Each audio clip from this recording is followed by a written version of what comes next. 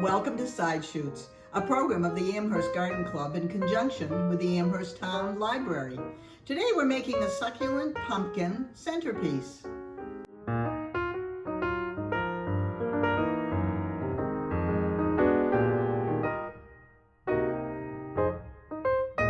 What will you need for this?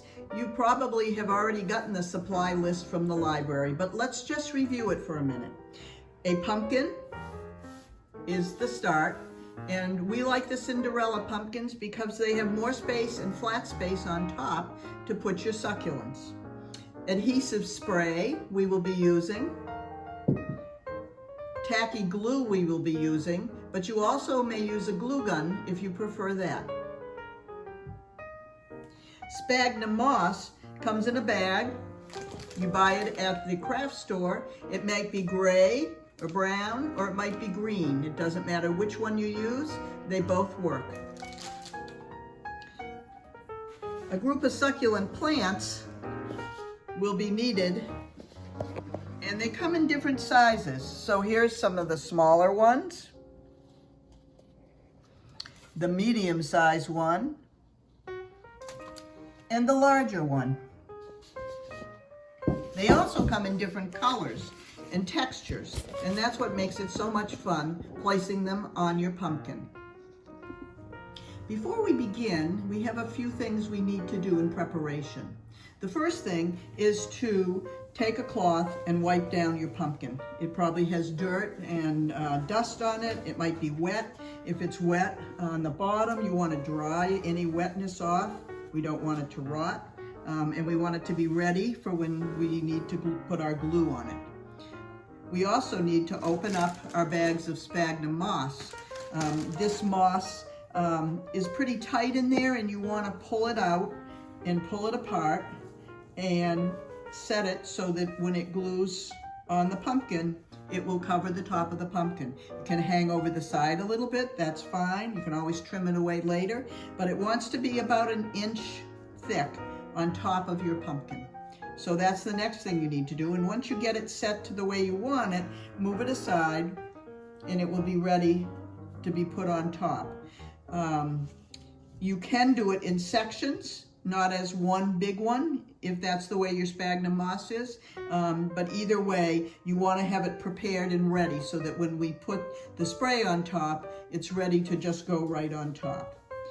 Next, we want to talk a little bit about our succulents. Most of you have bought them in a pot like this, and in order to use them on our pumpkin, we need to snip them off. So I have snipped this one off, and it can be any length you want. I'm going to take off some of the lower leaves, which you could stick in dirt and would probably root and grow. So it looks a bit like this. I have here a whole bunch of them that have been sitting here for the last week. They harden up on the ends and make a scab that goes across. When it does that, it tells the plant that it needs to send out roots up above, and that's what roots on your pumpkin. So if yours are just being cut now, they won't have scabbed over, but they will dry out in a day or two, and in a week or so, you will start to see roots. I already see some on some of my little smallest ones that are growing. So we have different sizes. We have a very large center succulent. We have a medium size succulent. And then we have the very small ones. Some of these can be very colorful. So that's what you want to do. You want to get your succulents in an order where you can see the large ones, the small ones, and the medium-sized ones, if you have different sizes. And we'll be ready to glue. So now we're ready to begin. And the first thing we're going to do is take our tacky spray.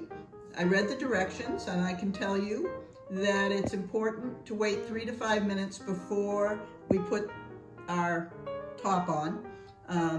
But it also says to spray 8 to 12 inches away. When I did mine, I was probably about 8 inches away. It has a strong smell, so if you have a young child with you, you might want to move them away.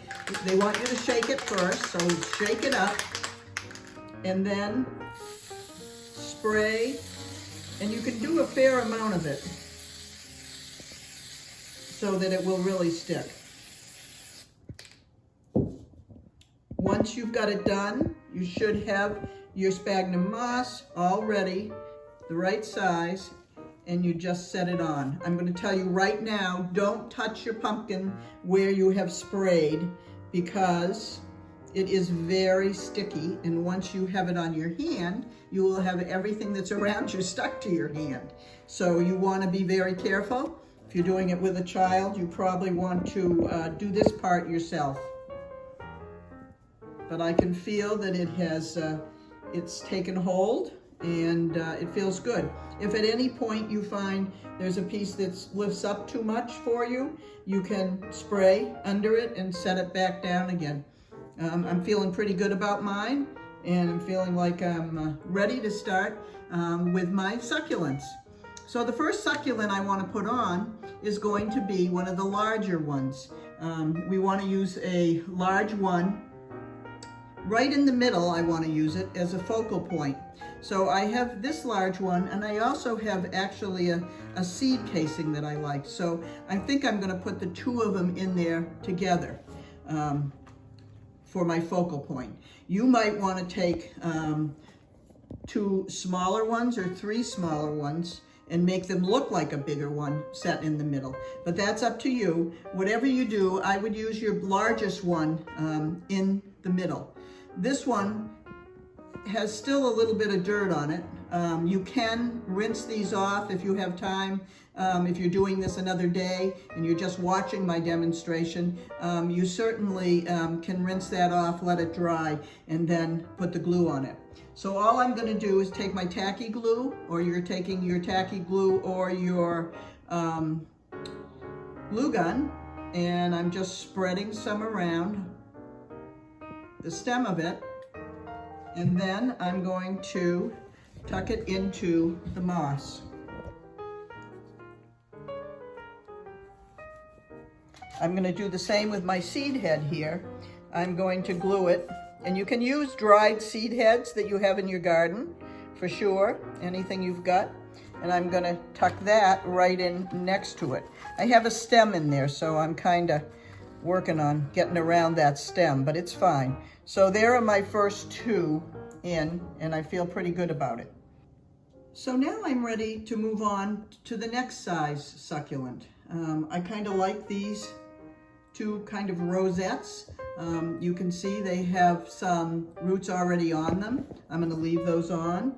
I'm going to put the glue right up around the top of it, between the rosette and the roots. And I am going to tuck it in as close as I can to what I have in here already.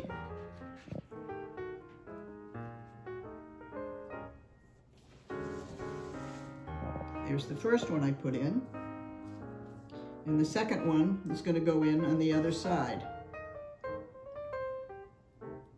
Again, the tacky glue won't kill the plant. It will just give it a spot to adhere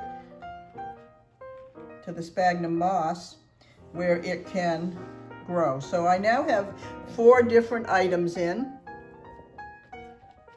and they feel like they're doing pretty good. I still have a lot of room around here. I can feel that my moss has dried in place.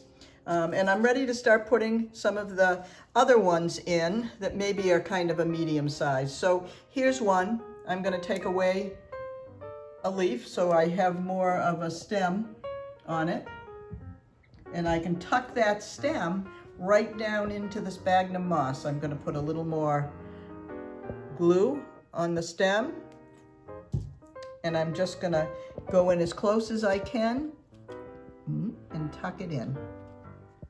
Just like that.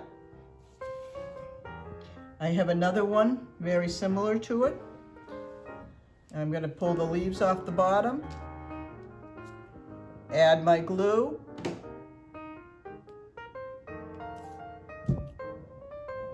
And tuck it in over on this side. You can see they're kind of tucked very close and tight to each other.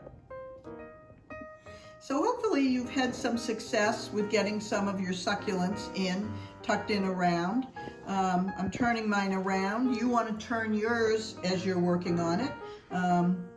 It's easier if you stay in one place and turn the pumpkin and add the succulents. You may also want to add some other items. Like I have here a pine cone that could nicely fit in.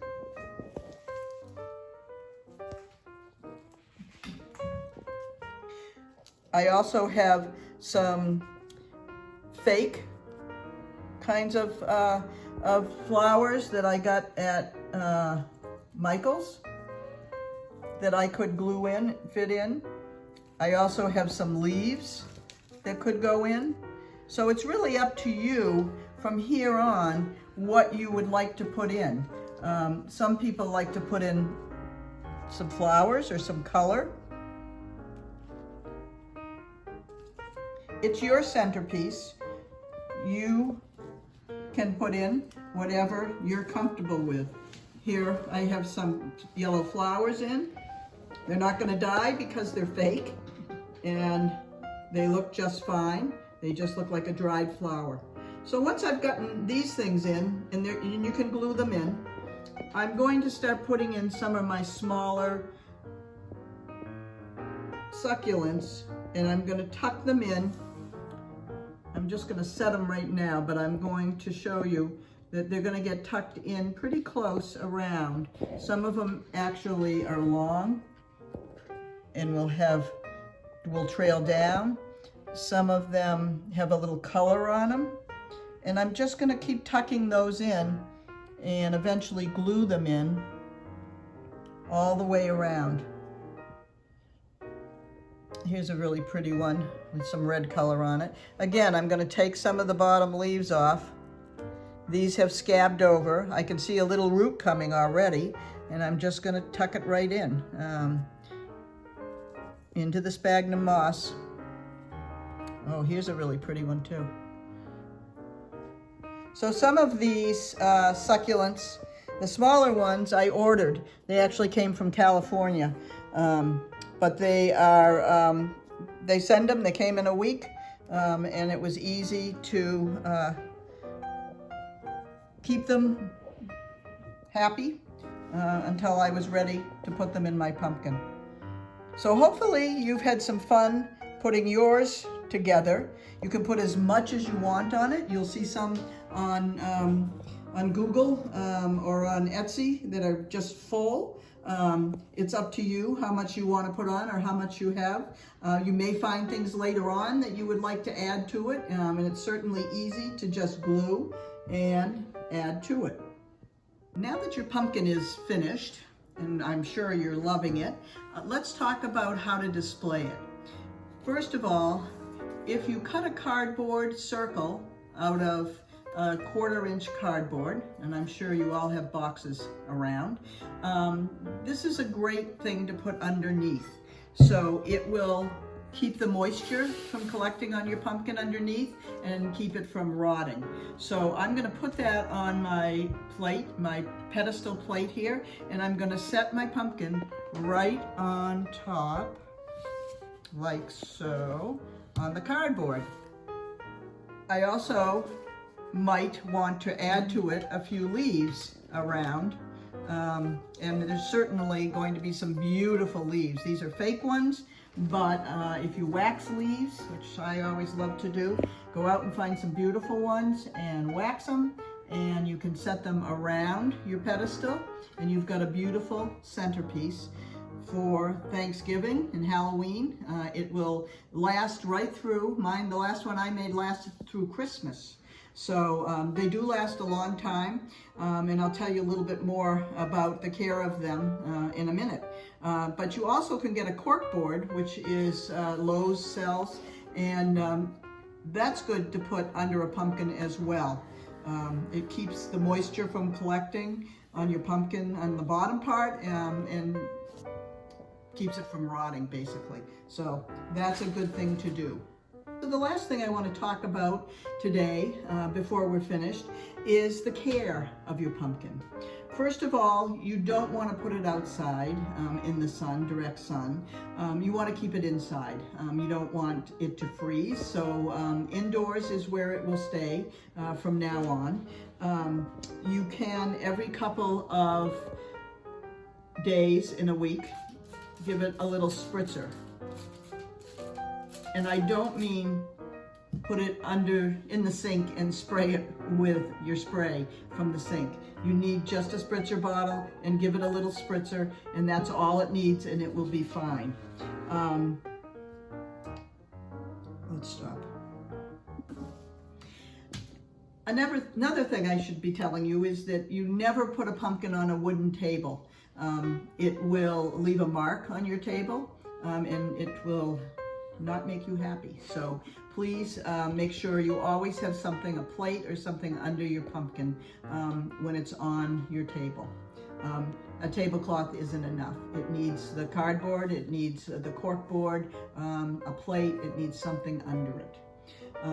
I would also like to tell you that you can, when you're done with it as a centerpiece, you can cut around the edge and take it right off the pumpkin. You can clean out as much of the pumpkin as you can on the bottom, and you can set it in a low pot that has cactus soil in it, and just push it down in it, put a little soil around it, and you'll find that through the winter it will continue to grow and be very happy. And in the summer you can take it out and put it outside.